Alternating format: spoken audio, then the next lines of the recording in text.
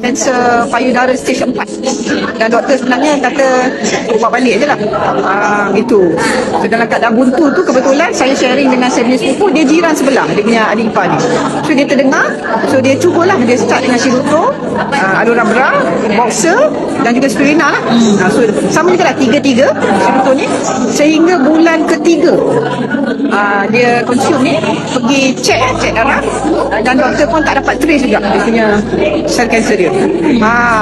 So dia berterusan lah makan 3 hari ni dan dia sihat sampai jaga cucu tau. Punya saya dapat tahu juga bila kanser ni dia bisa tau. Saya tak tahu sampai masa ada sekali tu kami datang, dia punya Shiruto dia putus itu dalam beberapa hari. So cepat-cepat kami datang bagi dan terus bagi 3 secet tu, dia terus kata hilang sakit.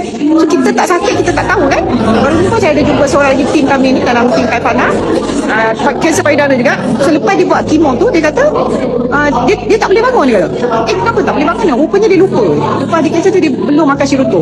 So dia panggil anak dia suruh ambil, dia makan 3 secet, dia kata lepas tu dia boleh bangun. So kita kat sini lah kita nampak betapa cepatnya FPP1 tu dia buat kerja. Rupanya dia bagi energi kepada pesakit-pesakit kanser ni kan.